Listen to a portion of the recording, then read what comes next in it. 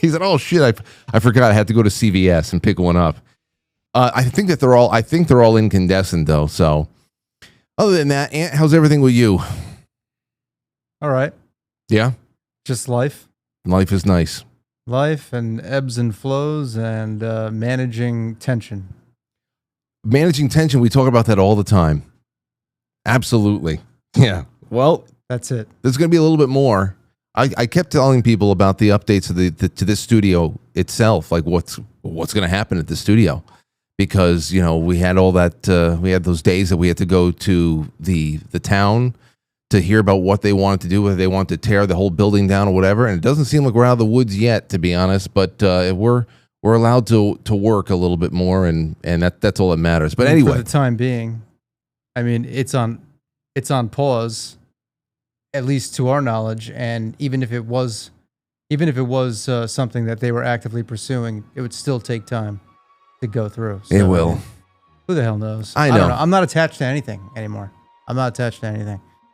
It's a good way to be, because we hated moving out of the first studio, which is where we met R.J. Williams, into this one, and it took a while for this one to feel like home, but doesn't mean that we can't do it again. And thankfully, our lines of work travels very well. But welcome to the show, everybody. This is The Brothers, episode 2. Yes. And I also just like to say that tonight we are on Rumble and also on Quite Frankly.tv. But that's all you're going to find it live. And I just wanted to reach out and thank my sponsors for the show, who's also sponsoring tonight. That's Keto Brainz. Really couldn't do it without Keto Brainz. I want to give more of that out to people. So if you're interested to spike your coffee with something that doesn't have sugar in it, but it's just full of amazing cognition, not precognition, not yet, but cognitively boosting everything from the amino acids to the MCT. So that I needed that today, because I had a rough night last night. Why? I don't know. I woke up again at 2:00, and it was just every 45 minutes. It wasn't even hot. Don't have the air conditioners in. I wanted to see how long I can stretch it without the air conditioners. But it was a rough night. Then we had to go up and do a T-ball with Aurora today. Was it because it was hot? 2 nights ago was rough, because on the 3rd floor, it's like an oven. So somewhere around the middle of the night, I just got up and I brought myself down to the living room. And I laid on the floor under the ceiling fan, just because I knew I'd be able to crash out for about an hour and a half more. But that's whatever. Either way, just wanted to thank with the Keto Brainz. And what I was going to say is that we're going to be giving out tonight. I'm going to take all of your super chats and I'm going to put them into the name picker. We're going to generate a name, a winner, and the winner is going to get a press copy of Anthony and I's band's 2017 album, the pressed album. And you know why this is a relic? Because there's no reason to press physical copies of anything anymore. And we're going to send this out, and also a full bag of Keto Brainz. That's full bag. That's a $50 value right there if you're not using your Quite Frankly promo code, of course. But let's get into this, shall we? R.J. Williams. Is he with us? I think he's on with us right now. Let's bring him in. So R.J. appeared in the studio in 2012 to broadcast elements of his magic act. As he is, he has a penchant. Like I said, you're not going to get R.J. Williams to show up to a birthday party and just do, the balloon animals and all that stuff. He has a penchant for the bizarre and really incredible stunts, but also sleight of hand. He very, very psychic. Gets the psychic element in there. Mind tricks. Well, weeks after that very, very interesting night of broadcast in the first studio, news broke that RJ had a little bit of a problem on his hands. He had a run-in with the law because he had been robbing a chain of banks in New York City and was likely going to jail. Well, 13 years later, Anthony and I are finally able to sit here and catch up with RJ and ask all about all the questions that we always had, we need answers for. And RJ, welcome back to the show. It's great to see you again, man. Hey, thanks for having me, guys. It's good to see you guys. Wonderful to see you, man. Yeah, welcome back. So, where do we even start? First of all, you look well. You still have your hair. That's great. It's gone up. Oh, just a little bit? I'm curious to see what the clip looks like and how far down it was. I know. I have some media from that night. And Anthony's here. Do you see Anthony all right? Mm-hmm. All right, good. Anthony can't see you What's just going yet. on? I'm trying to put this up on the screen for a little bit, but we'll get there. All right. So, RJ, before we get into anything else, let's start from the beginning. Let's talk about your act. So you are the sleight of hand, the mind tricks. What would you call the real crux of you as a performer? How would you classify yourself? I mean, magician would be the umbrella term. I span so many different types of magic. I do hypnosis, I do mind reading, sideshow. So that would be the real stuff like you saw on your show. Yeah. Yeah, I don't know. It's what I go for is, like you said, the balloon artist. I mean, I could do balloons, but I go for the real stuff. The stuff that looks real, the stuff that impacts the hardest. So it's what I do is supposed to leave you questioning whether what you saw is just a trick or not. Well, that's something, because when you came to the studio, you blew a lot of people's minds with your tricks, and I think what added to it was that there's practical stunts that you work into everything. So when you say I want to figure out the trick here, well, there really is no trick to you putting a bike spoke through your arm and it pops out the other end. So the combination of those two elements for when we met you first so long ago, that really added an element to how willing, how far you're willing to go with things, and what kind of abilities you really have. I wonder, from the end of how you can mess with a person's mind. Like, for example, if you're talking about numbers, if you're talking about anything that you can get inside their minds, what right there is your favorite thing to do when it comes to something that doesn't really need a lot of props or whatever? You're dealing with a person one-on-one and you want to freak them out a little bit. Yeah, I guess either the mind reading or the hypnosis, both of those just involve the same thing. Just as long as you can think, I can do something with you. Well, here's what we're going to do. Anthony, anytime you want to jump in, Sure. Just go at it. And we have the light bulb eating tonight. I want to show everybody what's going on. First, April 24th, 2012. I've got a timestamp here. First thing we're going to do is go to, where the hell are we? Here, this is the practice run in 2012. Let's see here. Boom. All right. Can you see that all right? Hey, you see that hairline? I can see the hair. Oh, yeah. Well, it's all right, man. 13, I might go with your look in a bit. Good for you. Good for you. If I had that, I would still be slicking it back. I never did. All right, here we go. Oh, man. I'm ready.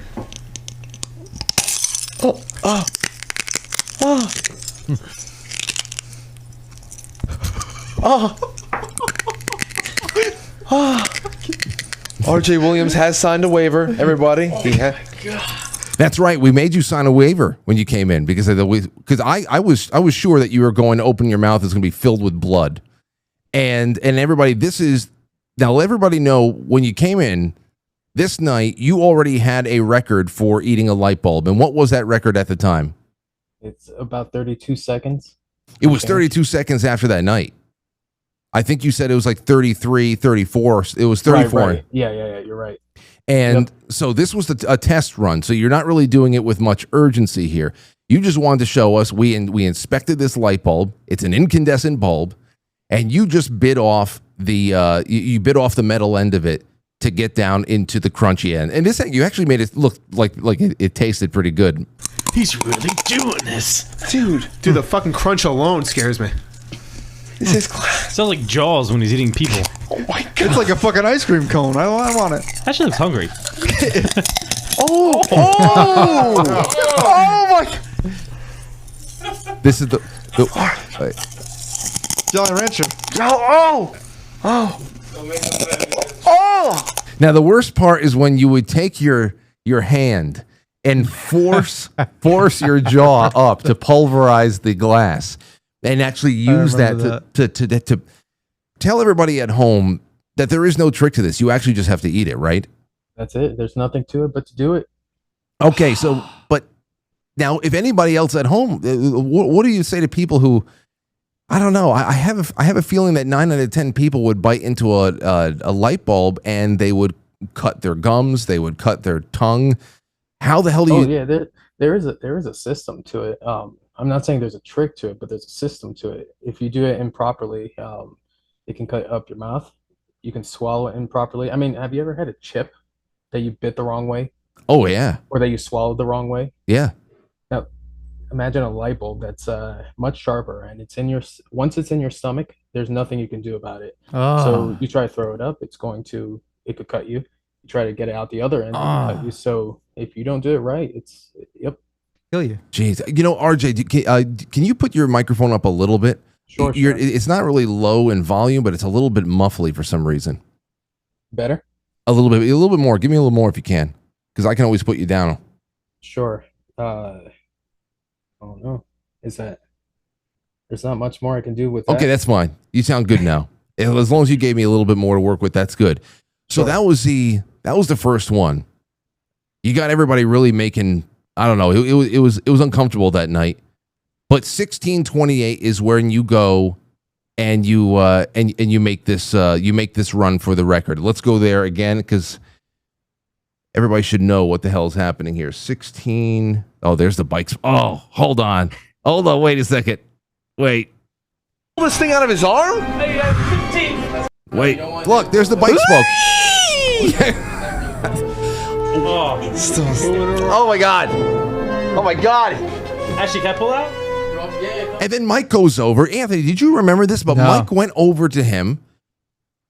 RJ allowed Mike to slide this bike spoke out of his arm. Now, RJ, what other are you the type of person who will go and like hang himself from chains? No, I don't have any piercings. That one is a dramatic piercing.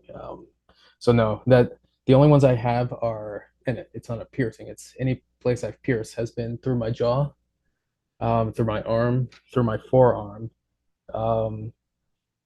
I've done some through the neck, but I don't have anything thicker than, say, a bike spoke. Wait a second. So when you put something through your neck, where is it coming out?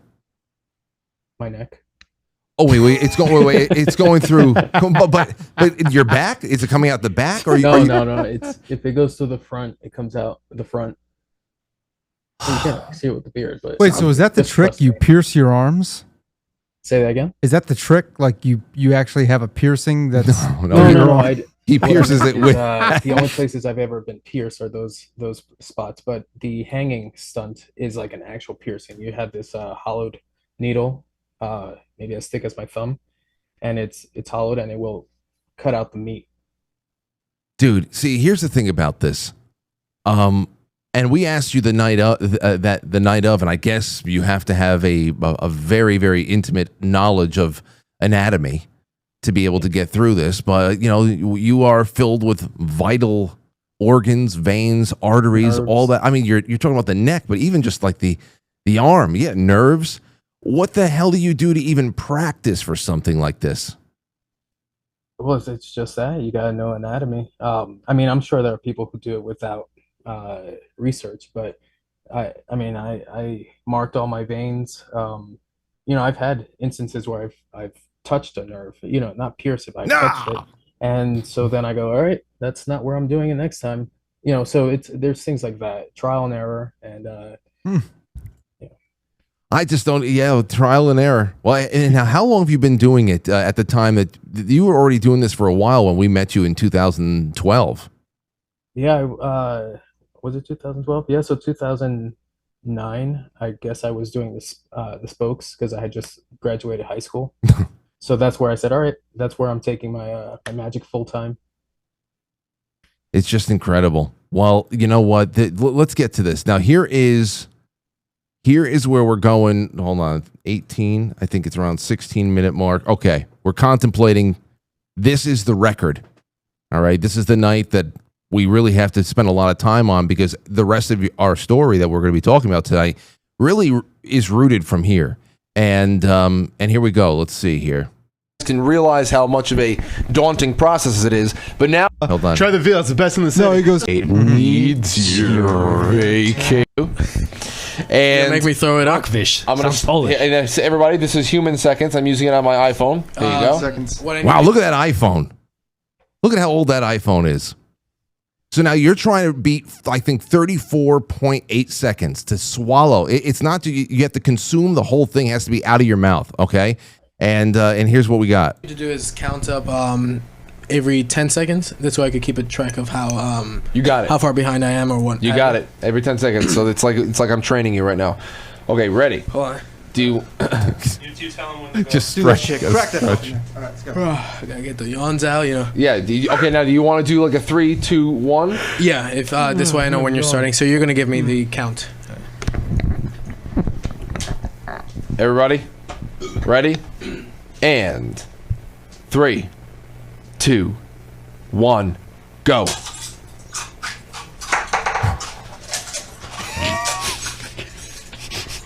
He's hungry, man. My man's eating his bowl. 10 seconds. Don't forget to put it out with your boots, Ted. Oh my god. Jesus Damn. fucking Get Christ. that thing on him. Get that microphone on him, Phil. 20 seconds. That's 20 seconds. I'm gonna call him Jaws from 007. Oh my god. Oh my god. Out. It's empty. 30, 3. empty. Oh, that was done? Yeah. You got it at 32 seconds, Holy dude. shit! You saw it here first. 32 seconds. Dude, I stopped it at beats his fucking 34.5. record. I stopped it at 34.5. So Okay? crazy. Look where I ended up stopping it. He okay? beats his record. But I didn't stop it until after I realized that he was showing that his mouth was empty to the camera, which means that this is already beating your record by 0.3 seconds. You at least beat it by 2 seconds.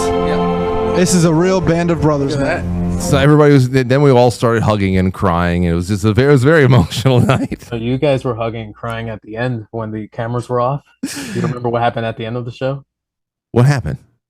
So Phil, the guy who's recording, had a gun there, and I said I would do a bullet catch, and you said, "Wait, why didn't you do it when the camera was rolling?" And we were so I walked by the window. I said, "Hey Phil, should I do it by the window? Maybe we should do it with the window open. Left hand, right hand? Yeah, I'll do it with my left hand. I'm left-handed." And then we were going back and forth about is it going to be on 3, 2, 1, go, or on 3 or after go? Anyway, we'll talk about it during the intermission or during a break, because I got to break down the details for you. Jeez, I don't remember at all. I don't remember. Oh yeah, you two, you and Anthony were like, were like hugging, like freaking out that something was gonna go what? wrong. Never. Nothing. There's nothing that would drive Anthony and I to embrace each other in fear. Well, there was a gun at the studio. Oh, geez. I'll tell you the this is part of your details, this is part of your mind tricks. No. Anyway, well, yeah, I do. We don't have to talk about that because I need my memory jogged, obviously. But listen, here's the big one here. That was essentially almost the end of the show. Mm-hmm. You came in at under 33 seconds, and then a couple of weeks later, it's like frantic within our circle of friends. Everybody's saying, "Yo, turn on so and so," or read this article. And there you are. I have an example of an article right here. It's absolutely hilarious if you ask me. Here is from the New York Post, June 7th. It's actually tonight. Mm-hmm. Most of the news reports that were published on your situation with the banks were all coming out 13 years ago today, which I think is pretty synchronistic. Oh, wow. Yeah. Lightbulb eating record holder charged in string of bank robberies. They actually said that? Yeah. Look at look at this picture. He's like maniacally jamming a light bulb into his mouth. You'll see when it pops up on the screen. Hold on, you'll see. I don't know where. Oh, that's on a delay. I'm going to try to get that up. Anthony's watching this on delay. Anyway, here's what we were looking at. First of all, what a dimwit.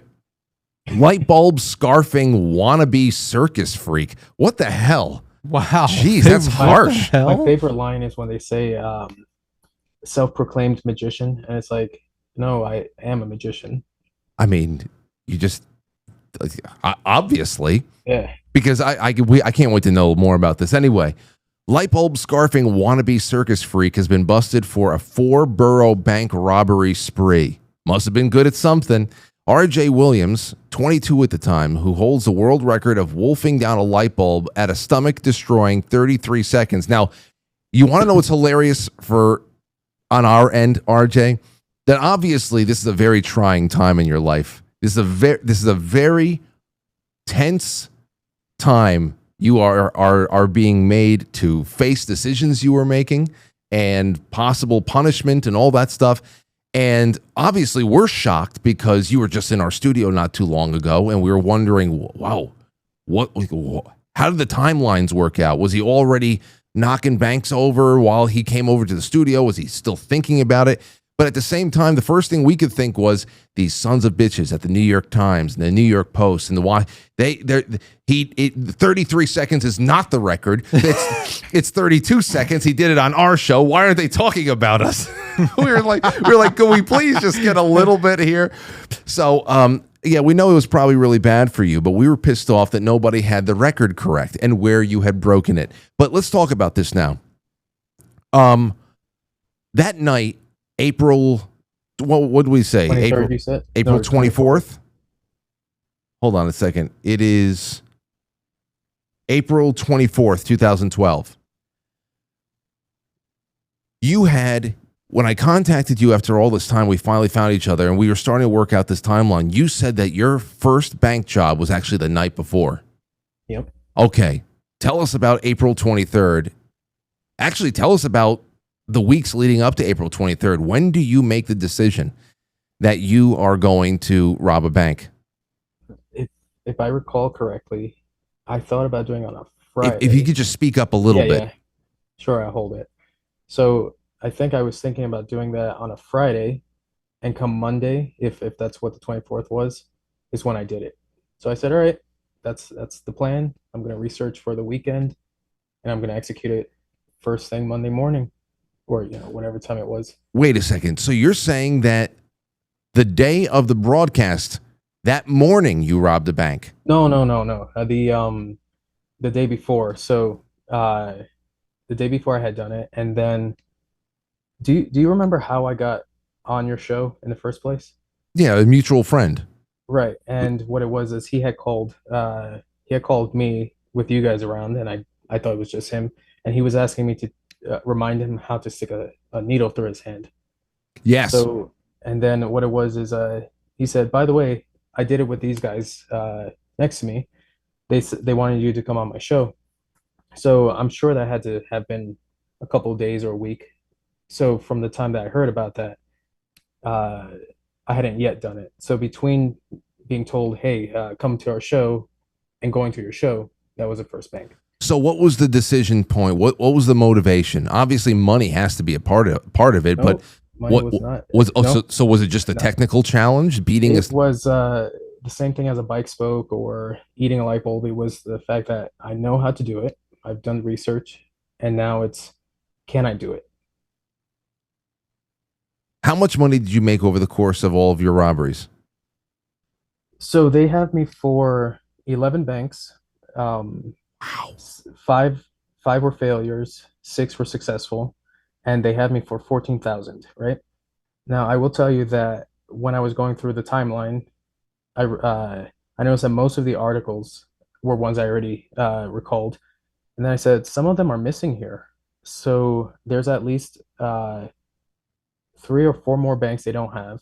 And then when I thought back to how much I got at those banks, it brings me to about $20,000 within that 1 month spree. So it is a small take, but it's, I guess, let me step back a bit and tell you why I was able to do the banks. Go ahead. So if you've got skills, the same set of skills I have, you can make things vanish. You can, you can put on a persona. You can pretty much, you'd be good at sales, right? You'd be able to talk people into stuff. But you'd also be able to make something disappear at a moment's notice, right? So shoplifting was something I had done in my in my teens. So this was, let's say it was a step up and a step down from shoplifting. And the reason I say it's a step up is because that's obviously a bigger take. The reason I say it's a step down is because what people are looking for, it's harder to shoplift than it was to do what I did at the banks. It was easier to rob these banks than it was to shoplift. Right. Okay. Because, you know, there's multiple cameras in a bank, just like there's multiple cameras in a store, but the store is looking for shoplifters. But when I went into the bank, the only person who knew I was robbing it was the teller. So the security didn't know, anyone else in the bank didn't know. So I'm going in looking like I belong there, and I leave like I've just withdrawn money. And yeah, so it's much easier than a shoplifting thing with a larger take. Okay, so then let's talk about planning here. Mhm. I want to know about planning. The first one, then I guess you had to do 10 times more after that if you got 11 banks. But I want to know about the planning, and I want to know about the escape. We know about the money, $14,000 over 6 successful bank heists is not a lot of money. Even in 2012. So that's why I always wonder about the motivation, because if you got out of there the first night and you only made a little bit, you say, okay, well, this could cost me years. Is it really worth it doing 10 more times? So talk about the planning and the escape. Sure. So that one was sort of the oddball robbery because of that one I had made changes to how I approach it. So that one, I went to the bank. I looked for the person who I thought was the most, the most experienced teller. The reason why is because I need them to go off of procedures. That means I want them to go to the drawer and not go to the alarm, because I know that that's the procedure in the bank, is to give me the money and let me walk out. So I'm trying to find the person who looks like they're going to do what it is that I need them to do. I wait in line with everybody else, and you mentioned this off the air with to me. You said, did you do it with a note, or how'd you do it? Because you did not at all seem like the type was going to go in there with a weapon or even the threat of a weapon. Right. But then again, I started thinking, well, he wouldn't be armed, but would he slip a note that conveyed some sort of dire message that would compel them to act? But what you're saying right now seems like you almost probably crafted some sort of a language that would force them into a procedural action that didn't have anything to do with weaponry. Correct. So that's the reason that that's why I won't share what it is actually said, because when I was doing my research, I was looking at other people who gave notes, and any one word that these guys, it could be a sentence, it could be a word, but these guys, they say the wrong thing, and it could be the slightest off thing. They were looking at 10 or more years. So I crafted it in such a way that I don't threaten. And in fact, I didn't have to say a word at the bank. So what it looks like is I go into the bank, I take one of their deposit slips and write a note. I wait in line with everybody else, and I hand it to the teller. And then next thing you know, they're giving me money. I pocket it and I walk out. So to everyone else looking, it's a withdrawal. Are you wearing any sort of a disguise, a nose, anything? Because that would be the kind of thing that would stand out, especially if it's done poorly. So it's just me. And but if you were to describe me, I mean, you showed the video when I was at that age. If you were to describe me, I'm Hispanic, average build, average height. So there's not really much that stands out, especially in New York. Beard, right? So if you were going to describe me to, if you were the teller describing me to someone, you're describing half of the area. What about cameras though? It's still 2012. There's cameras on every street corner in New York. But they're not like they are today. So now it's high quality. Back then it decent, right? So but here's the thing that I know that the bank does, and this is why it's not such a big thing. So the bank isn't going to lock me in with everyone else to try to keep me there. The reason why is because if I was armed, anyone can sue the bank, and that costs the bank a lot more money. Oh. The money that they give me is insured, so they get that back immediately. So essentially, they're just handing off their evidence to the cops and let the cops do what they're going to do. See, you really did do your research.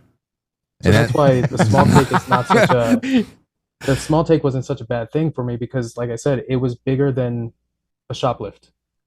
Any shoplift you do, no matter how difficult, is going to be less than I make at the banks. Okay, so then here's because you obviously can't tell us the specifics of what was in this note. What exactly, at what time, was it still something that you did that the teller you were working with knew immediately what was happening to them? Like, did they know, the guy that you were dealing with? Before they even read what the note says, so they know something's off, and the reason why is because there's no numbers on my note. It's you're looking for a deposit slip with numbers and addresses, and they've got a couple sentences on it. See, the reason why I ask this is because when you watch a movie like Catch Me If You Can, which I'm sure you've watched many times, okay, if you watch a movie like Catch Me If You Can, that takes place in a time, in an age, especially with checks and all that stuff, that you could be writing checks, you could be forging things, and you could be making off and moving around a lot of money. But it can still be weeks before somebody understands what's going on, just because of the nature of how analog everything was in society. But if you are going right there into the bank, you're writing this note out, and you even admit that whoever you were dealing with behind the counter knows that that there's something happening, there's something is off, that you would imagine that this would get around. But you were able to pull this off 10 more times. So, but it did get around. There were some. So I have successes, I have failures, and I have non-events, right? And by non-events, it means I barely got to the teller and I walked out. And one of the non-events was I was gonna rob a bank, and I'm waiting in line, and the manager is going down each person in the line, right? Hey, how's it going? Do you need help with anything? That kind of thing. He gets to the guy right in front of me, and he asks him the same thing. And the guy that he stops at says, it's funny because like yesterday, someone said I look like a bank robber, right? And the manager goes, there's been a string of bank robberies around here, and this is an area I've been doing bank robberies. And he goes, yeah, he's about your height, and this guy's about my height. So it's been going around, and this manager knows, and I haven't been to that bank yet. So he hears that all the other banks have been getting hit in that area. okay, that makes sense. Anthony, anything from this? So at that point, then, when you heard that, did you just like leave? I took out my wallet, said, I forgot my card, and walked right out. Right. Yep. Now, so I guess that really wraps up everything when it comes to planning and escape, because the escape plan is that just tells you how I got into the bank. How I got out of the bank is a different story. Oh, I thought just walking out. Well, no, I walk out, but how do I get out of the area? Right. Okay, go ahead. So after the first bank, that one's a foot job, so I walk away. But I wanted to hit other ones where I can go further, faster. So I decided to take the train to a random stop, and unfortunately for me, because in Manhattan a lot of banks are outside of the train station, so I'd go down to Brooklyn, and at the time I was living in Manhattan, so I go to Brooklyn, and I see the strip of banks, and that's what I would do is I'd go in, I'd rob the bank, and after the first bank, so the first bank I was just dressed normal. After that one, I said, I'm going to stand out. The reason I want to stand out is because that's what you're going to remember me by. So I might have a bright red hoodie or something like that. And then I'd walk out the bank, go to the right, and you're going to see me going to the right. So you're looking for the guy going that way. I go around the block, throw out the hoodie, and come back around in front of the bank. Because you're not looking for the guy who's coming from the left. You're looking for the guy who just went to the right. Mm. So at that point, I'm back in front of the bank, and I cross the street to the subway, and I head home. Wow. Okay, so now 11 banks, 5 was successful or 6? 6. Well, 6 that they record me having. And like I said, there were 3 or 4 more they don't have me for. That I know were successful because I had stories about them that I would, I told people I was doing the banks. My brother knew I was doing it. By the time I got arrested, 13 or 14 people had known I was doing it. Well, when we got word about you, all that we got, obviously, aside from all the puns that were being printed at the New York Post, all we got was that you finally got caught because you were going to double dip at a previous bank location. What was that the full story there? That's what happened at that one, and but that wasn't the first time I did that. So you did go back to the well in a couple locations then. Okay, well, talk. Okay, go ahead, please. I'm sorry. Yeah. The reason I went back is because it's sort of a thing where everyone knows that a bank robber should know not to go back to the same bank twice. So you're expecting they won't go back to the same bank twice. So when I do go back, and they see me, they go, "Oh, it's happening again." And that was the instance with one of the banks. I'm sorry. Oh, it's happening. Here he is. Well, no, there was one of the ones that wasn't recorded. I had done that. I had gone to the bank again, and I didn't even hand the note. By the time I got to the guy's window, he saw me coming. And he started putting money on the counter. Now, okay, see, I'm really upset that you can't tell us what the hell's in this note, because the fact that it has triggered people into action where it's almost like, it's like a scene from Cheers where you're just arriving at the local watering hole and the bartender's like, "Same thing, RJ." It's just like he's getting the money ready for you. There you go. I want to know what the hell you said. I'll tell you that there was only 3 lines that I wrote on that thing, and they're short. I'm talking about a couple words, right? But I will tell you the 4th line that, as I was getting more comfortable with doing it, I added a 4th line because I realized I was leaving evidence behind. So the line was, "And give back this note." So this way, they can't tie me to it, and that's what I realized when I was looking back to see what are the dates for these banks, and I can't find articles on them or anything. It's because those were the banks that they had given me back the note. So I guess they didn't tie me to those banks. Well, I mean, we got the last line. This is almost like the very long, the ages old mystery now, the third secret of Fatima.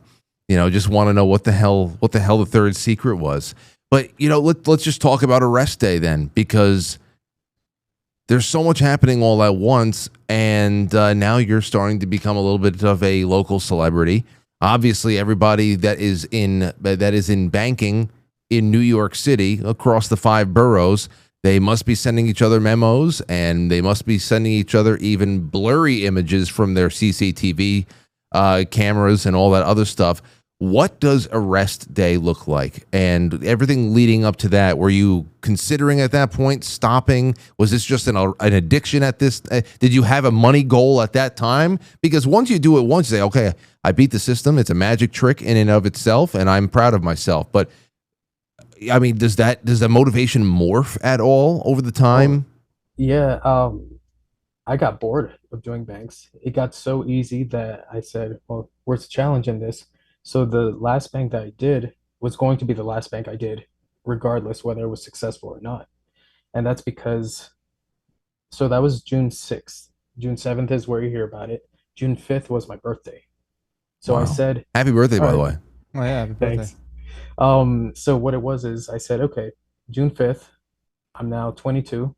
Let me do one more so I could say I was a bank robber between 21 and 22. So I was just going to do that last bank. And I said, why not go to a bank that gave me a good take, right? That was a $5,000 bank, right? Now it's, again, it's not a huge amount, but that's one of the higher amounts that I've gotten. For a 22-year-old kid, though, too.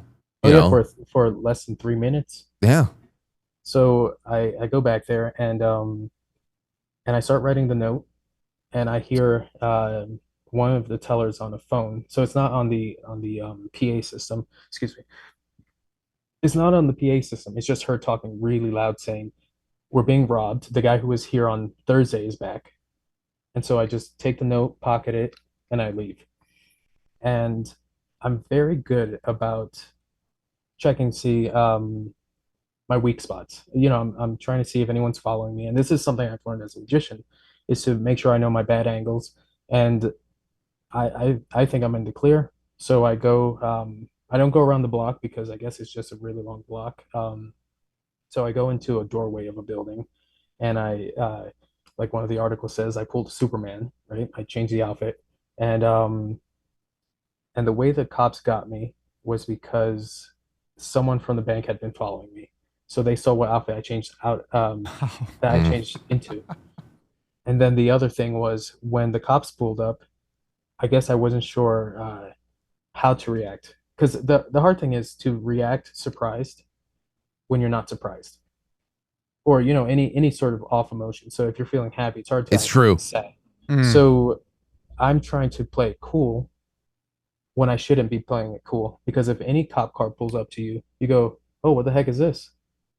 So so it says in one of the articles, the fact that he didn't even look at us made it clear that he was the guy we were looking for. So besides the fact we had his description, I was on the phone, and I was on the phone with my brother. He was, I think, the first person I told.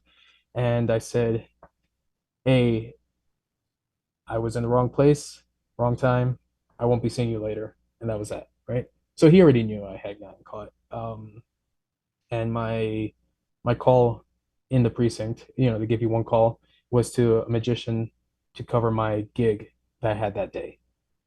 So that was my one call. So that, but my brother and the other 13, 14 people, they knew that there was a chance if I didn't stop, I'd get caught. So, and like you guys, you know how you said, oh yeah, our friends were saying, check out the news.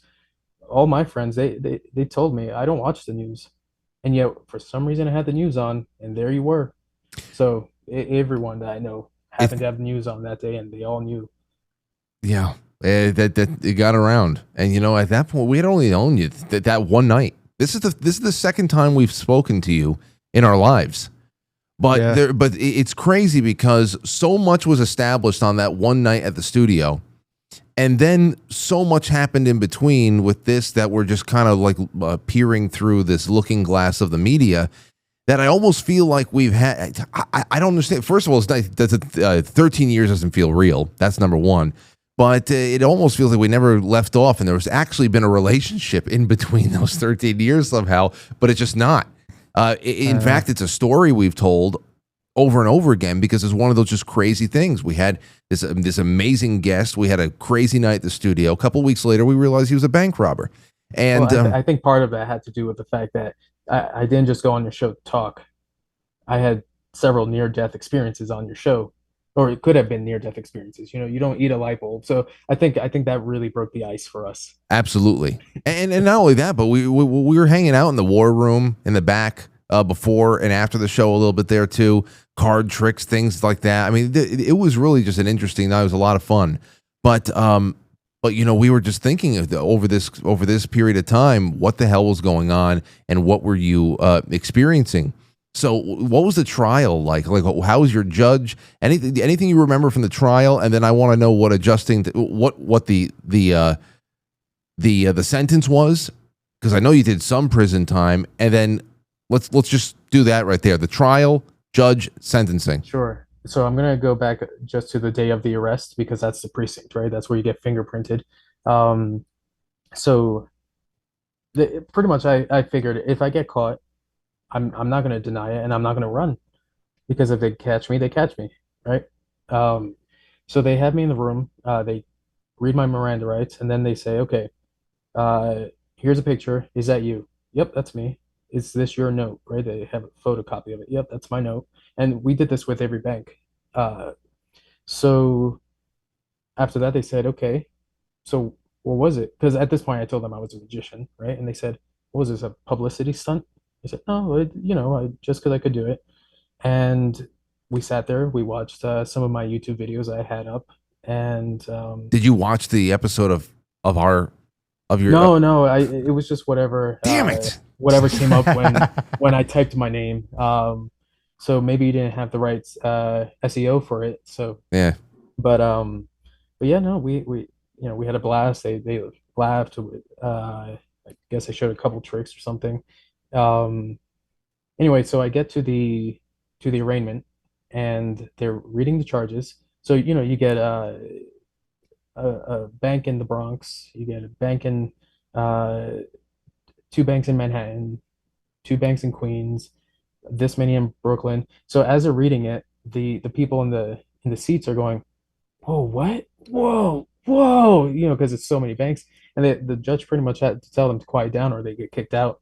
So the judge said, you've got this note here from the arresting officers to release you ROR, right? That's release on your own recognizance, and but we can't do that.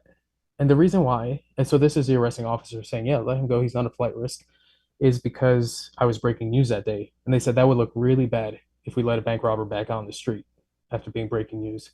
So that was that. What else?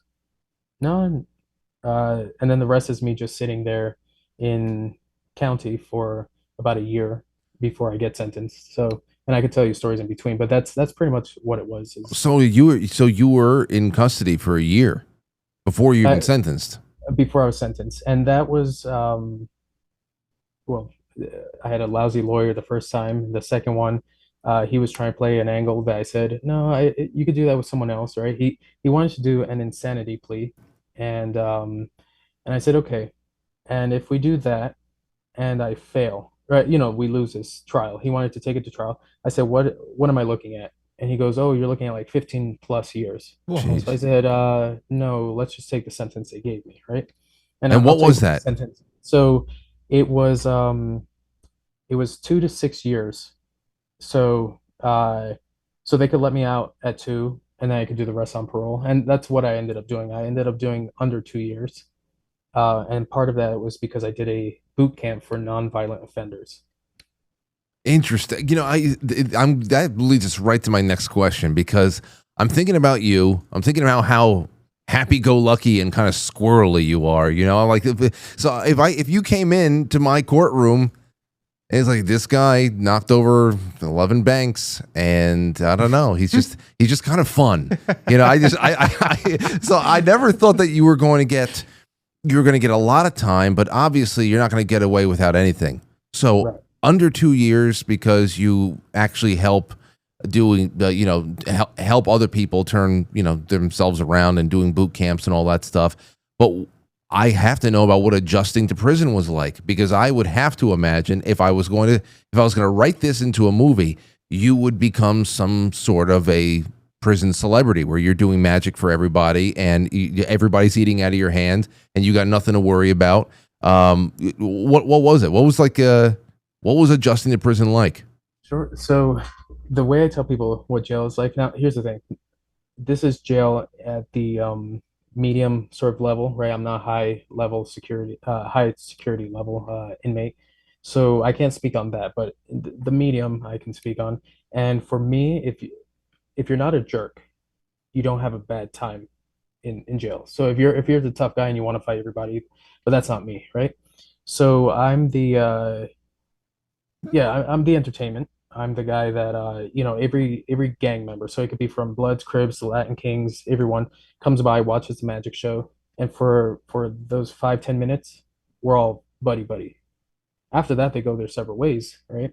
But it's like, it doesn't matter if you're a gang member, if you're a murderer, it doesn't matter.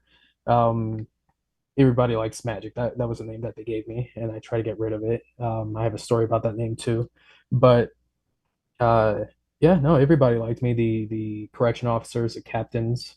I even had captains who let's call it, took me under their wing, right? By that I mean they liked me so much they would say, "Hey, Magic, you want to go do magic for this housing unit?"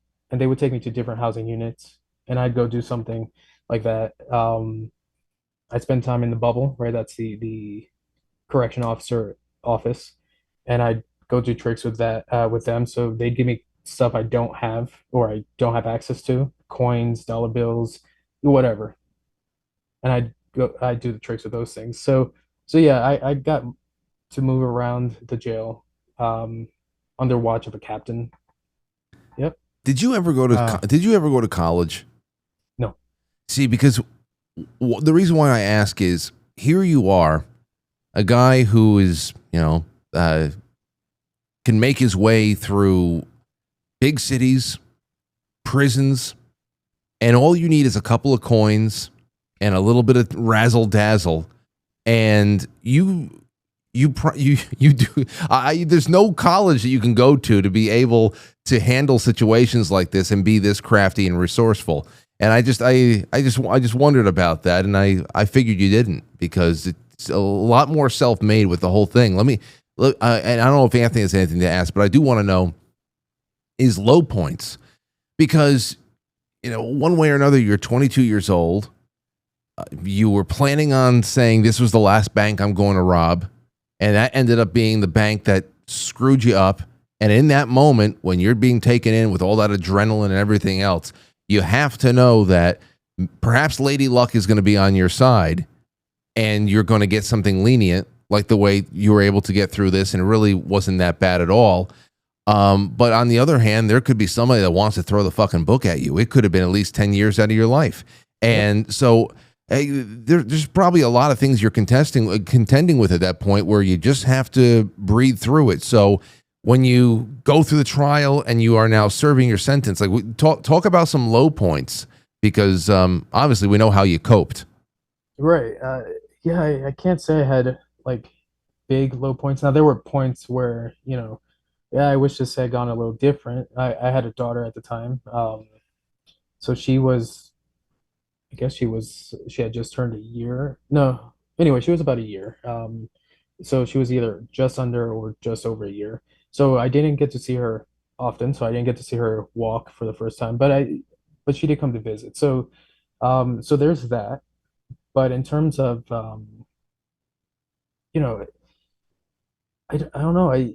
I went through the whole thing with higher expectations of how much time I was looking at. Not high for me, but like in terms of how much they were going to give me. Because the lawyer that I had to fire, the whole time he's telling me, "Hey, you're looking at 10 plus years. I'll see what I can do," and he pretty much reintroduced himself to me each time he saw me. So it's like we never really talked, but he just kept saying 10 plus years. So I'm the whole year in county, I'm spending time with the long timers, the guys I know are there for murder and what have you. And I'm thinking, okay, I'm going to prison. And they said, Magic, you're gonna have a good time there. I mean, when you get there, people are gonna pay you to do tricks. You're gonna have a blast, right? And there's you could do trades up there, trade school. And I said, yeah, I'll do classes and stuff, right? It's not gonna be at my expense, right? It was like going to college. Right. So I'm thinking, yeah, this is good. I'll come out with college degrees and stuff like that. So I'm expecting 10 plus years.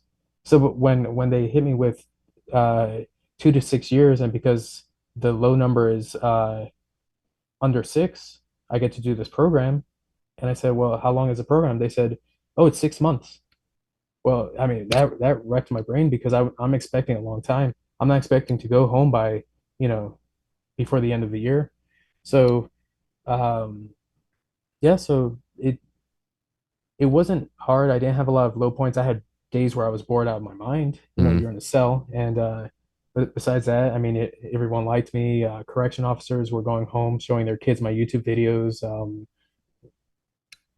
Well, I mean, this is, and then it's crazy, because Anthony and I didn't know anything about what was going on, how long you would be behind bars, and it seems that most of this 13 years you have been you've actually you've just been reestablishing yourself on the West Coast, though, the whole time. Did you just, when you got out, you went immediately to California?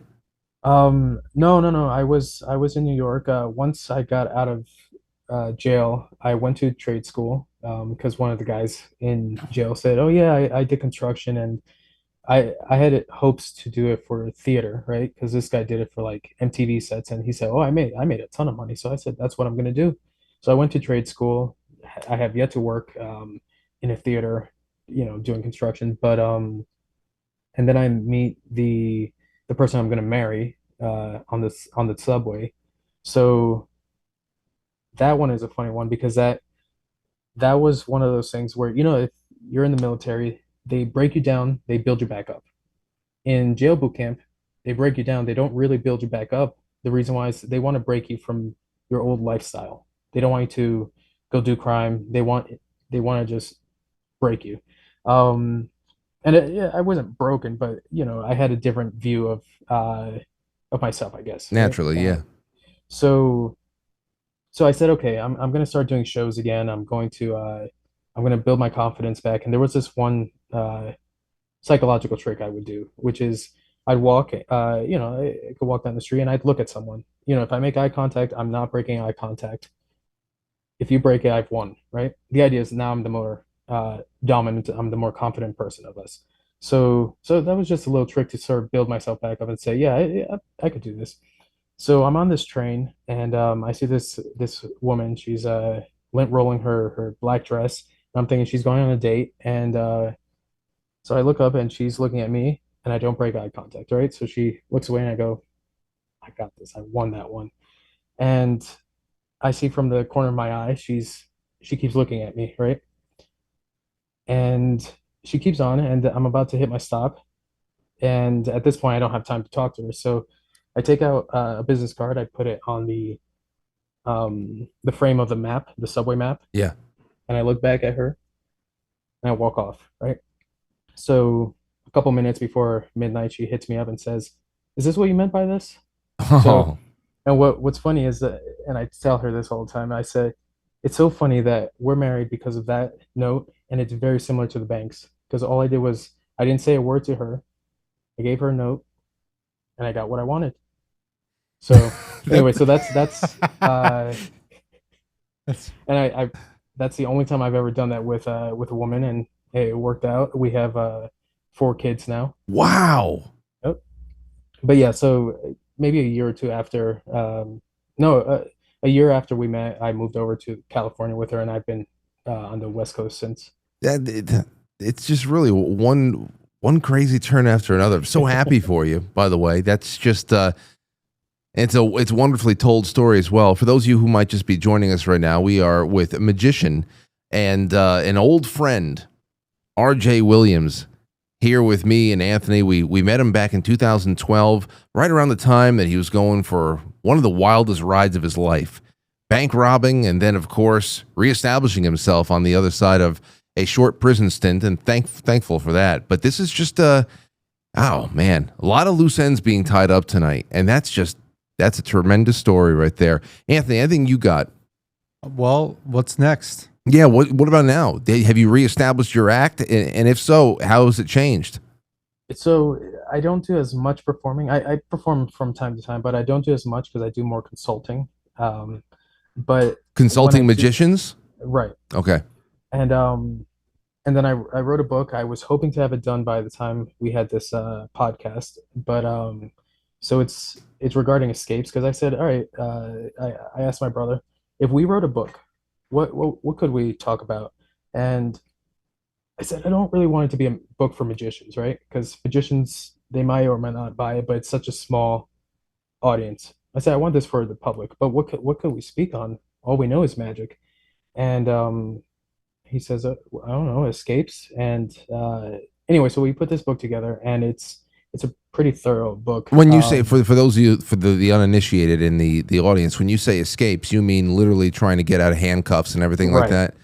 Okay. So this one's not, for you to escape when you get arrested by cops. It's like if you're traveling, if there's any situation you're wrongfully detained, again, not necessarily by cops, but like if you're overseas and you get kidnapped or something, how do you get out of that? So that's what this book is. So anyway, I was hoping to have that done, but it should be done in about a week or two. I sent you a QR code. There's a small escape guide that I give people, and this is like how to preemptively prepare for it, whereas the book is how to do it impromptu, right? So you don't have anything on you, you can still escape. But so if you want to send that QR code to people, they can get it's like a Where did you send the QR code? Because it's not in our text messages. I emailed it to you. Oh, you did? Yeah. Where the hell? But it's anyway, so that's Oh, I see it. but that's what I do. Is like my brother, he consults for TV shows. He's done it for his thing has been for pickpocketing because that's his act. Um, as well as other things, but so he consults for TV. I've consulted for other performers. Um, actually, when I was incarcerated, I had actually gotten consulting credits for a David Blaine special. Oh, really?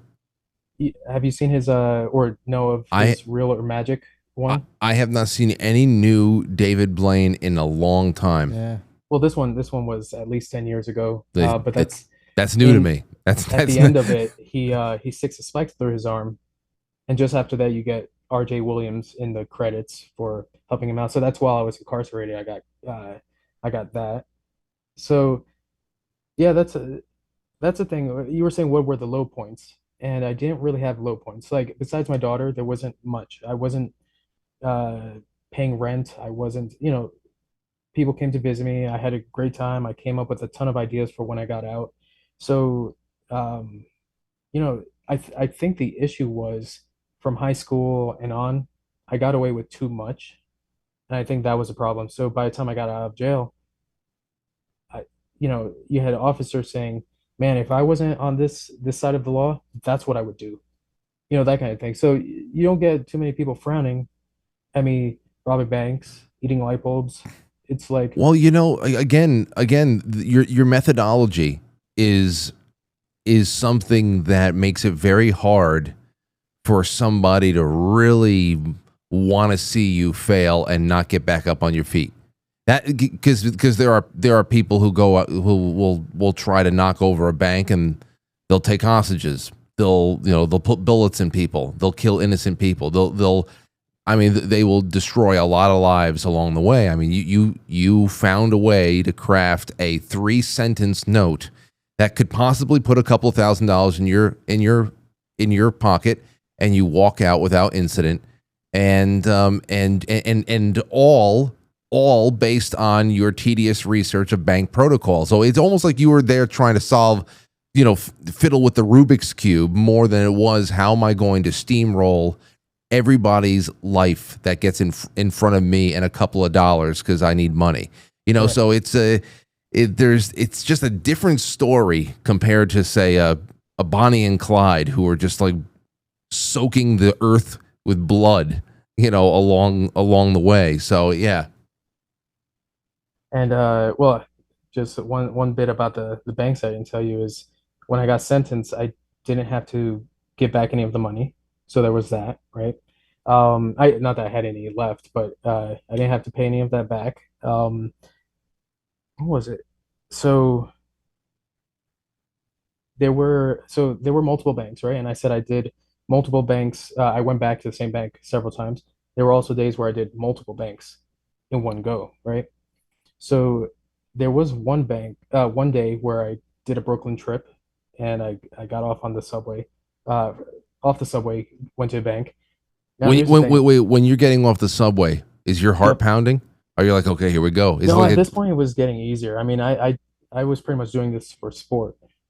This day it was so I was living with my girlfriend at the time. She doesn't know about these, right? If I was telling my brother about them, I'd have to come up. I called them paint jobs, right?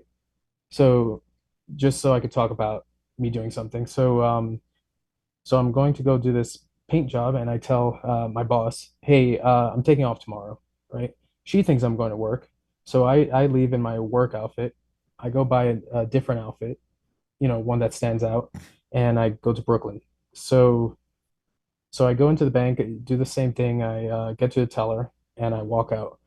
I go, well, I mean, I took the day off, right? So I go to the bank right next door to it. I go in, I come out, and there's still no cops around. So I said, all right, I'll do one more. So I go to the bank next to it. Wow. I go in, I come out, and I walk around the block, the same way where I go out the bank, I throw out my outfit, and I come back around. But before that, I went to the McDonald's at the other side of the block, bought something, came back around, and there are at the first bank are cops, right? So I said, all right, let me take a picture of it, and I didn't charge my phone, right? So I can't send anything to my brother. And I go to this guy who's filming, and I said, what's going on? I think someone tried to rob a bank here. Oh, around here? Man, what an idiot. And then I go towards the subway, and I see cops. There's cops at the subway, and one's sort of just looking around. I give him eye contact, right, to sort of say, hey, what's this cop doing? I get upstairs, and I guess I miss a train because the only person on the platform is a cop, right? And he's standing by the bench there. So I go to the seat closest to him, sit down, start eating my McDonald's, and Damn. wait for my train and go home. So that was there's an article that says I have an unofficial world record for that day where I have 3 banks in 30 minutes. That is that's 3 banks in 30 minutes, and these were counting for your Successful ones. these Yeah, were yeah. all successful. Yep. It's And I had a because day where I had 3 not successful ones. And I mean, you know, I win some, I lose some, but the thing that I always left with was a story, and I'd be able to tell my brother or any of these people that I told about the banks, and they go, "Man, that sucks." And what happened when you know that happened, or you know, so the money was a plus. The stories were sort of what I was living for.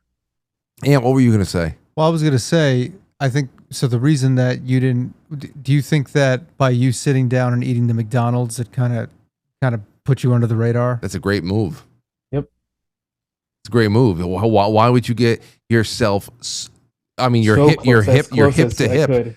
could. He put himself hip to hip with a I'm police talking about he officer. was standing right next to the bench. It wasn't like he was sitting or standing 5 feet. He was like right next to it. Like if he wanted to, he could just turn and sit. Right. Yeah. That's how close. Yeah. If you're a cop in that situation, you're getting whatever basic description they were giving you, Right. and you're also average height, average male, Hispanic, and you're looking for that description with in a the bright red hoodie. in the form of a person who is trying to be evasive and avoiding and trying to get away and try to separate himself from crowds as fast.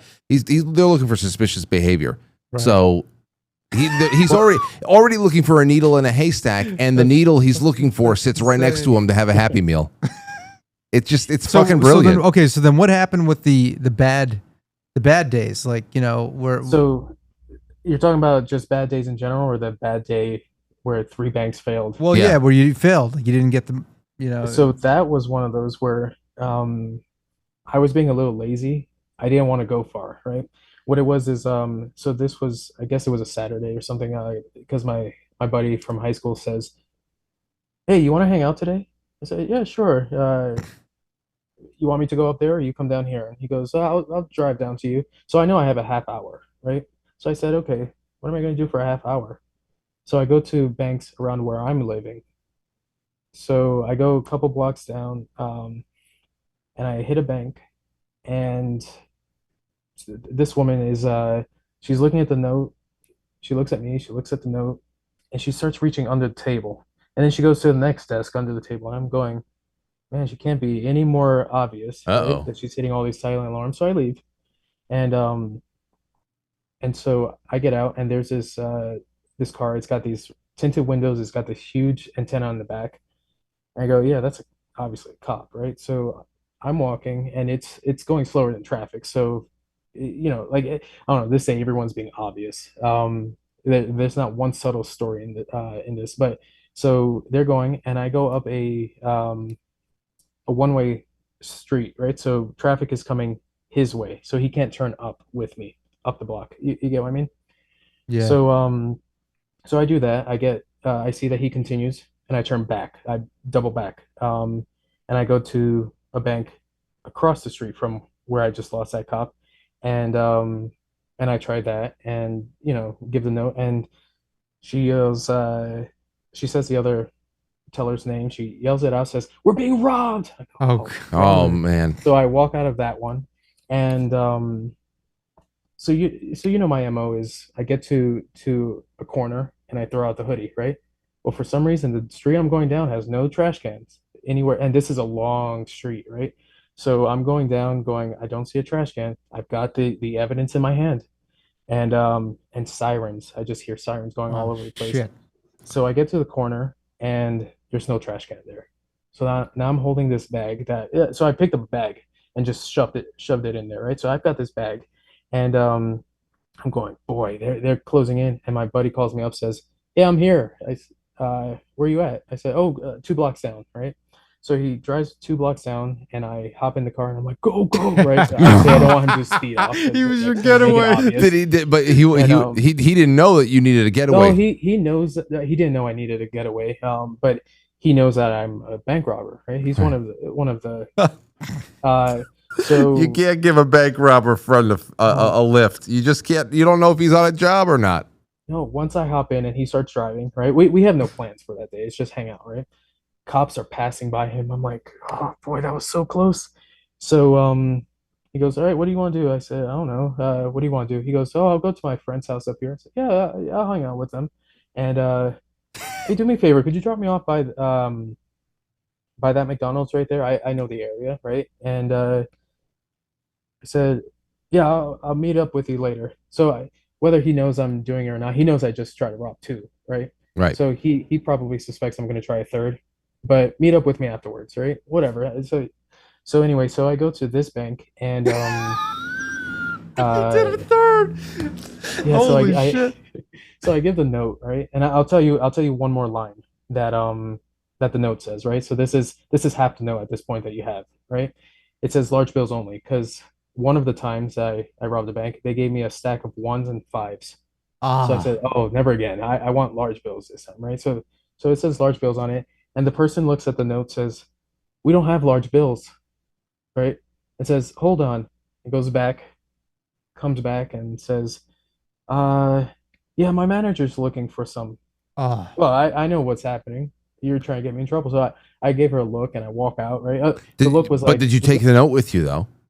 No, she and I wrote, give back this note. They had this. They kept this one. Funny thing is, when I was looking to see what banks, what banks I had gone to, what dates and stuff, that bank is closed now. So I don't know. Maybe it's because all these robbers said, well, we're going to shut you guys down or something. Well, but that's the crazy thing that we retrospectively put all together. That just as a local tri-state area New York thing, I mean, there was a lot of just coverage of banks that were getting hit up because obviously they weren't low-key events. Police were being called, the locals were being alerted to it, so the press caught wind. And it was one of those things where, okay, it's New York City, it's crime, it's a big city, there's always going to be crime, and somebody's always going to try to knock off a bank, liquor store, whatever the hell it is. And it was just crazy for us because then once you got arrested and we learned about the scope of what your work was, we realized that all of between April and June, I mean that's 3 months of. No, it was the end of April, and it was the very first week of June. So it's pretty much just a little over 1 month. That's because it was yep. Oh, that's right. April 23rd was the first job. Right. So I mean, it was the first week of June. 1 month of work, 11 banks in 1 month. I mean, that's crazy, man. That really is. But like you said, here we are. Here we are now. I've Go got ahead. one more thing to tell you about Please. those arresting officers, the ones that told the judge he's not a flight risk. They told me what they were working with. They said, we didn't have your fingerprints in the system, so we couldn't track you off of those notes. But if you got caught for something, we'd link them all to you, right? But they said, but we couldn't track you with that. They said, we thought you lived in Brooklyn because most of your banks were in Brooklyn. So even the Manhattan ones, they thought I was branching out. They didn't think anything of me being right there, right? They said, we had you as a black guy, so they're not looking for a Hispanic guy. And then they said, we had a bet amongst ourselves that you were mute because you never said a word at the bank. Wow. So they're looking for the wrong guy. Wow. They said, if we didn't catch you and you stopped and didn't, because I told them that was the last bank. They said, if you had stopped, we didn't catch you, and you didn't get in trouble for the statute of limitation, we had nothing on you. Especially since they're looking for somebody who was disabled at that point. Yeah, a black disabled guy who lives in Brooklyn. A black mute man in Brooklyn. Find me one. Oh man, that's just incredible. Okay, well listen, I'm happy you're back, and I don't know. I told you off air. I said I would love to find a way to get you to come here in September for the 5th and the 6th to just walk around the studio for the VIP event, to be at the Capitol Theater for our event on the 6th, to do a set, then just to carouse with people in the. I would love to make that happen. Maybe we can figure that out over the course of the summer. It would really be great. But one way or another, we got to find a way to do some more, remote magic and other spots. I mean, there's so much we can talk about, just even from the standpoint of what your feelings are on things like telepathy, telekinesis. Well, yeah, I was gonna say, besides consulting, there's other things. I started a blog, but it's not it's not a big one. But the name of the blog is Examine Everything, right? Because the idea is I'm one of those guys that I take on something, I research it, I figure out how to do it. So that's definitely something that I want to hit you up on, because I've been watching your podcast to sort of see, what your audience is like now. And by the way, congrats on the success, Frank and Anthony. Your channel, man, that's blown up since I've seen you. So congrats, both of you. Oh yeah, thank you. But yeah, no, your audience for sure, or the stuff that you cover, Frank, is the kind of stuff that I'd love to sit down and discuss those things with you. That would be great. So yeah. No, that would be truly great. And I whenever your book comes out, I mean, I put this up.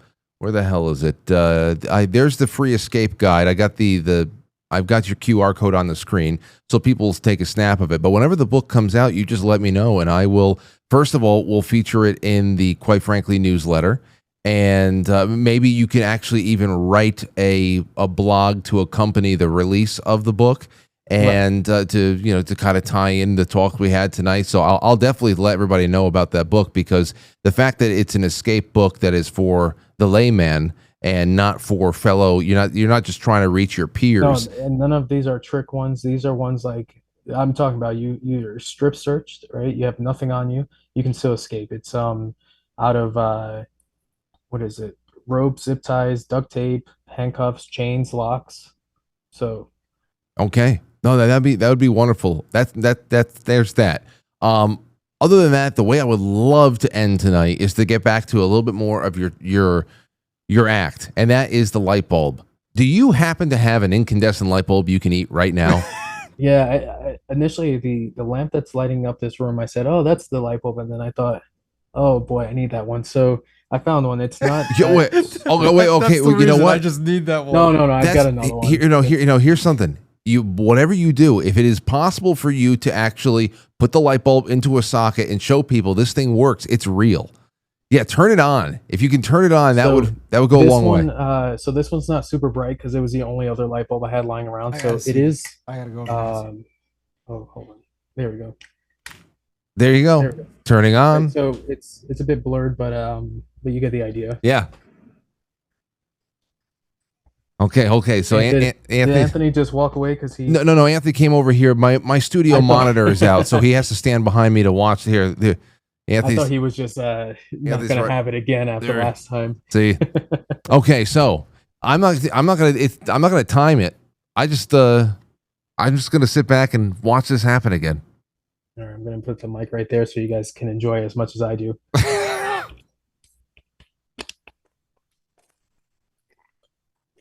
It broke. Get rid of that metal.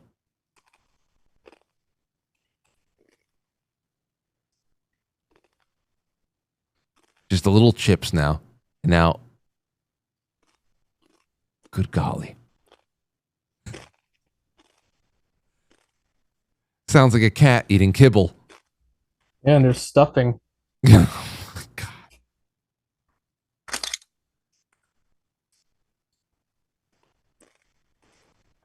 God. There's the water.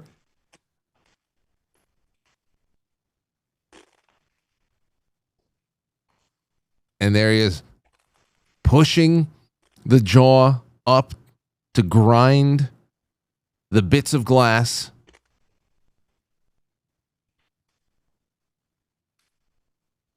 Oh yeah, look at that. Oh, You saw it? I did. That's the first time I ever saw it.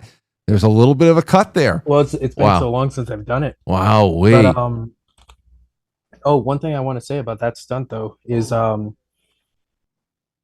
taking my time with this one, but when I do the world records, I don't have time to get everything right. You know, it's Yeah, no, definitely not. so that means the pieces can be however the pieces are, and I'm gonna swallow them within that time frame. But let me ask you about digestion. And I asked you about this 13 years ago. And I'll probably give you the same answer. You said there's a series, there's a way to do it so that you're not things are not caught up in there. Is it just about grinding it down as much as you can? I don't know. Are you shitting? Not Are you for the world shitting? records. You shitting glitter? Do you shit glitter afterwards? Like fart, you hear wind chimes kind of thing. Something right? like that. No, no, I mean, I have no idea what it does. It just cuts right through the system. It's just crazy. And what about the biggest light bulb you've ever eaten? Have you eaten one of those, one of the fluorescent light bulbs from like a Subway? You know, the long one? Pretty much the size of a shoe, I guess, right? Would be more or less like a spotlight bulb. So I had applied to go work for this haunted house, and so this was in Jersey, and I pretty much had the job. They said we pretty much had you come out here so we could see you do something, but we wanted you to do it. So I ate a light bulb, and so this was on a farm, right? So the guy had a corn maze, and the year before was super successful. He's now bought another one. So this guy's doing really well with his haunted house. So it's a farmer, and his son comes by and says, "I heard you ate a light bulb. Could you do it again?" I said, yeah, I could do it again. He goes, "Can you do it with any bulb?" "Sure, I could do it with any bulb." He goes, "If I bring you one, will you eat it?" Because I guess he was thinking this was a sugar bulb or something. And he comes back with this huge spotlight, right? And I said, "You want me to eat Are you that?" talking He about goes, like a halogen light for like a floodlight for a backyard? Right. It's it's like a long, narrow one, but it's it's like this long. I get you. Okay. And I said, "You want me to eat that?" He goes, "I mean, if you could, I don't want to like mess you up." I said, "No, I'd love to, right? Because I've only had these guys." And so this glass is much thicker than any bulb I've had, and I'm there like just eating away, and it takes me 5 minutes to eat the whole thing. People are sitting there for 5 minutes watching me eat this bulb. So yeah, that's the biggest one I've had. Jeez, I'm telling you, man, that's just like I don't know. I don't know how you do it. Now, obviously, you say it's been a long time, but you ate 2 light bulbs for us all those years ago, and I mean, it was if it weren't for us being able to inspect the bulb, I would have thought it would be like candy glass or something. The way that it just went down, it was pulverized and went down so cleanly and did not affect you at all. But there's so much more that we got to do. It was great, great getting caught up with you. I'm sure it was the same for Anthony. Anthony, man, anything else you want to ask him before he goes? No, that's it.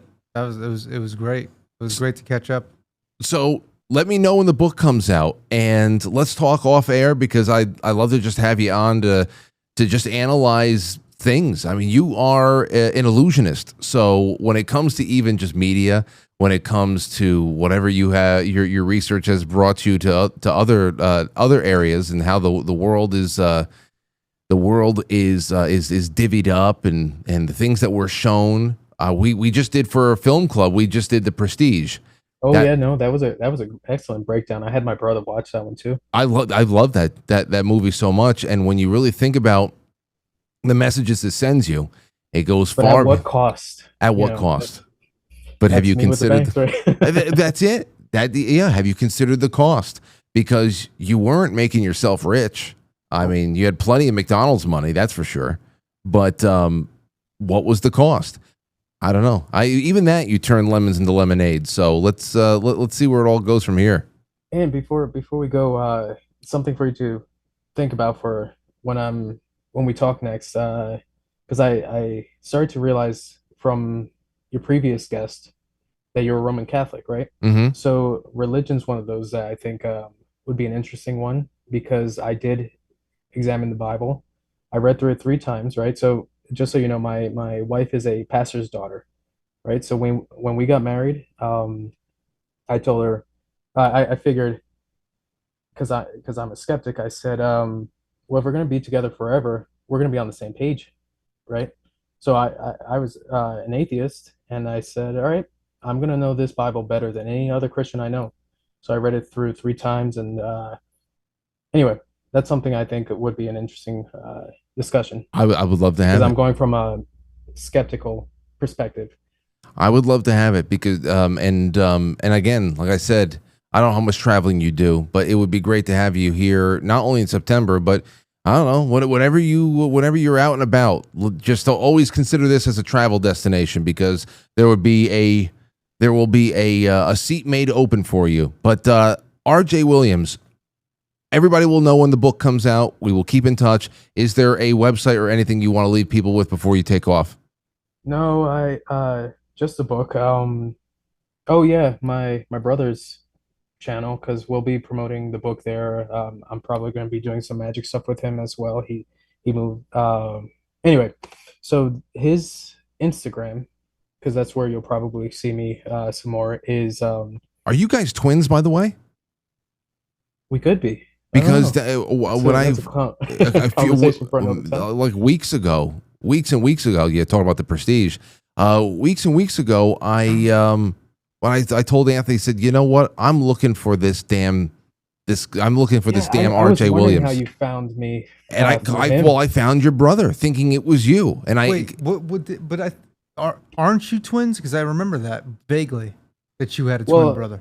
I mean, what we tell people is that our moms are twins. So, take that with a grain of salt. But yeah, but The Prestige is one of his favorite magic films, and the teleportation was one of those things. I'm not going to go into a long thing about it, but just so you know, we had spent all of our high school time. So high school was a big time where we were really fine-tuning our craft. And we looked different. That's how I knew I could grow a beard, was we were looking significantly different so that we could pull off that teleporting man effect. And I told him a couple of years ago, I don't need you for that. He goes, what do you mean? I said, oh, I know how I could do it by myself, right? He says, with someone else? I said, no, just me. I can be here and then be over here by myself. And this could be across state lines. Could be across countries. Yep. you figured out how to do the teleporting man. And he was mad. Without He your said, twin. He said, so we wasted all that time and you could do it by yourself.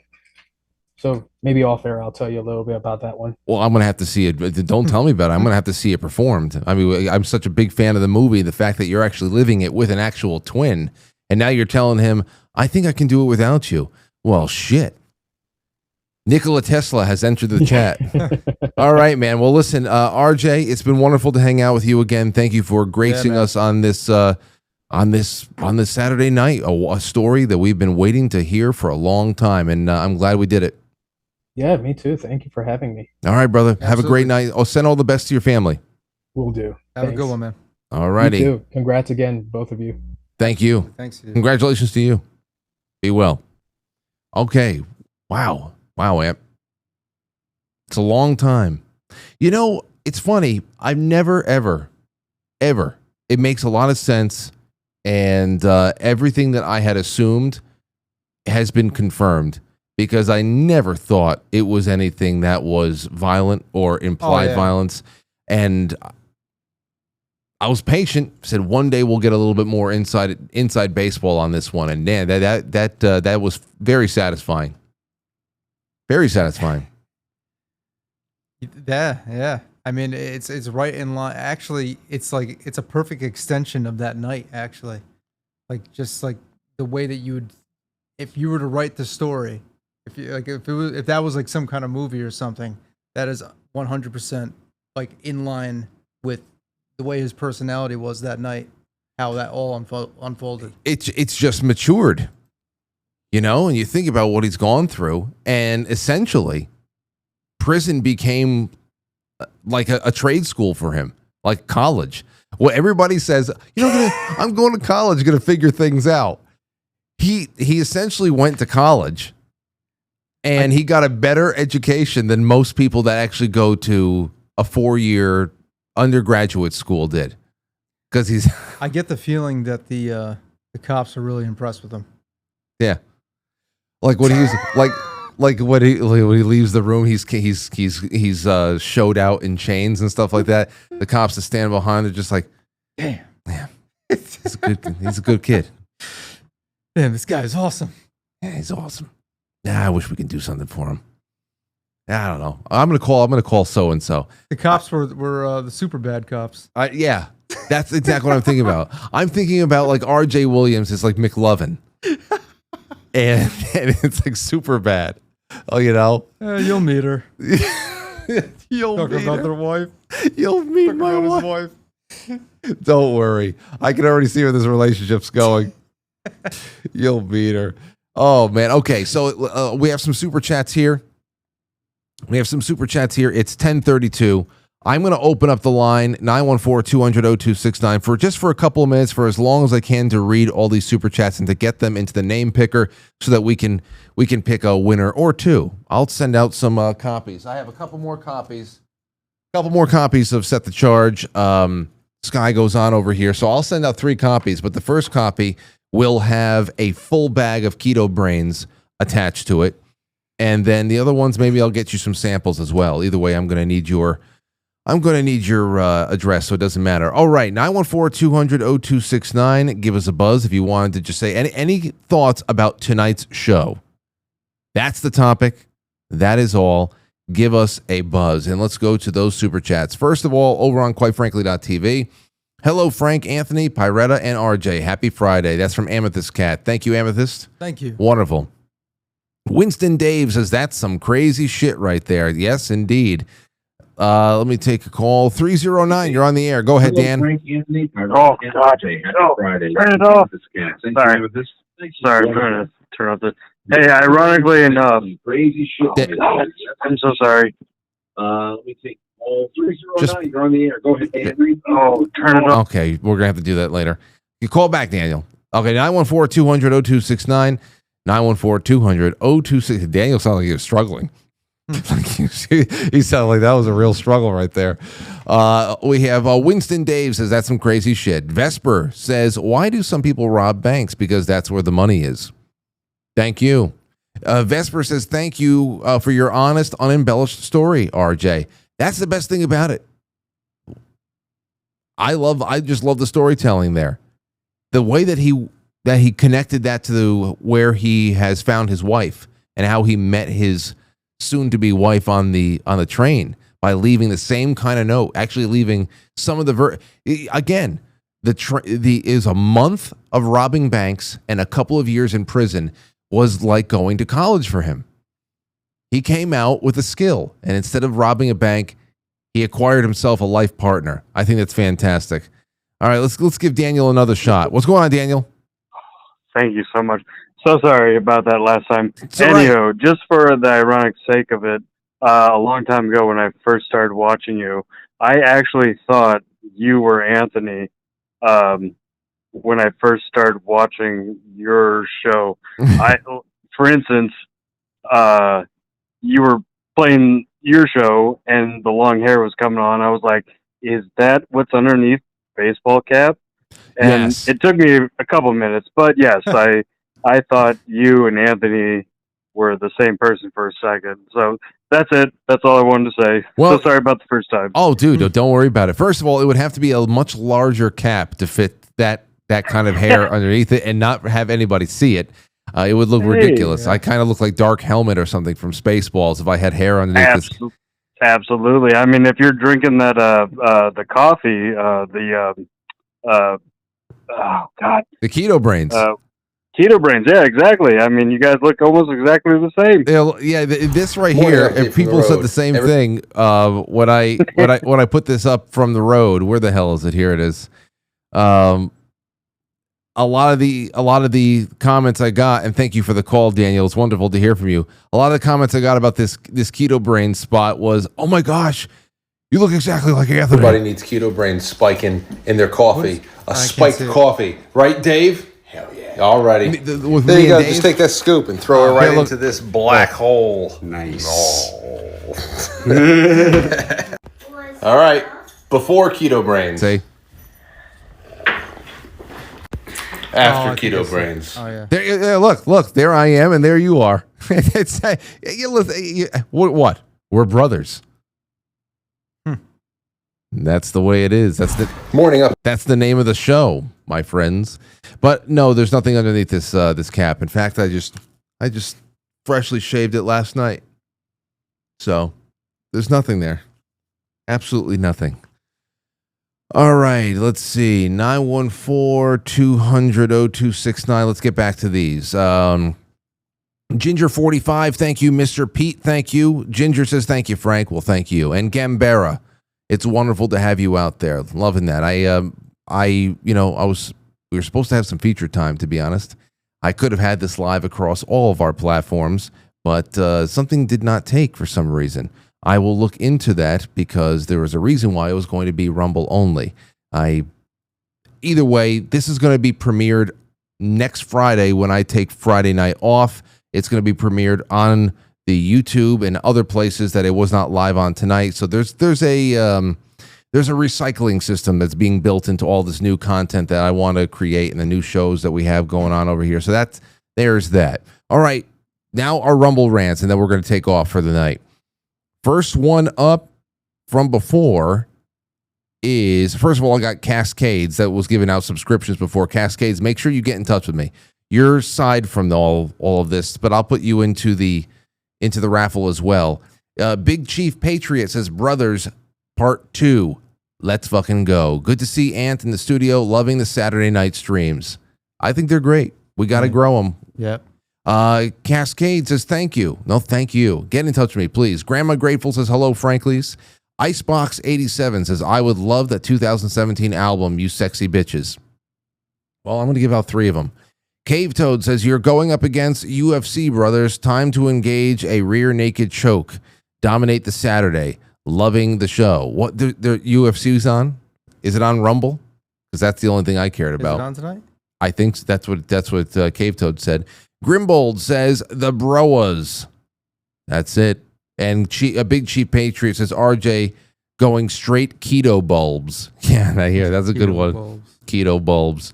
Pablo Wenscabar says, good evening, gents. Gotta try for a Set the Charge CD. And then Thomas Halverson says, great Saturday night entertainment. Well, I'm glad that you feel that way. Miss Maniac 666 says, sending y'all only positive energy, vibrations, frequencies, and prayers, along with truckloads of love, but a big, gentle hugs and monolithic tons of perseverance, always. Well, I appreciate you. And Karma77 says, hey, boys, and they have all been added into the name Randomizer. Okay? So, here's what we're going to do. We're going to pick the first name. And the first name is Thomas Halverson. Thomas Halverson has won Set the Charge, Sky Goes On, and a bag of Keto Brainz. Who's the next one? Icebox87 is getting Set the Charge, and I'll get you some samples of Keto Brainz and maybe some stickers as well. And let's get a third one. Big Chief Patriot. There you have it. Set the Charge. I'll get you some samples of Keto Brainz and maybe some stickers as well. I'll just send it out. You guys and gals have got to email me though. Frank@quitefrankly.tv. Get it in the get a nice big subject line in there and say, hey, it's so and so, and if I don't get those addresses, I'm not going to hunt you down. That's all it is. All right, everybody, that's all we have for tonight. Anthony, what do you think we should do for episode 3? We got to bring on a musician. We got to do something. We got to reach into the Rolodex here. I'm not sure. We'll have to talk about that. We will. And when was the first time we did this? Was it March? When was it? I think it was before Easter. Maybe. I don't know. But it must have been March. So we got to try to put another one on the books for maybe like late August or early September, something like that. That would be a lot of fun. I love doing these. Maybe even earlier, as long as we find a good guest and we have the theme picked out. Didn't we do one? Didn't we do in February with Mike? We did Zadal's in New York, the retirement years in February. We have a Zadal's in New York Retirement Years episode 2 coming up on July 26th. Mike already said okay to that. So, so maybe we'll do this again in August. That'd be great. Yeah. All right. Well, that's all I have for you tonight, ladies and gents. We'll take some more calls some of the time. And for those of you who are monthly sponsors, you still have a chance to do that. Tomorrow morning, I will send out all of the unlisted links for the Sunday stream, which is always a really, really fun time. I think we'll get a workout in tomorrow, too. And I hope to see you all there. So be on the lookout for that and have a wonderful, wonderful evening. Good night, one. Good night, all. Good night.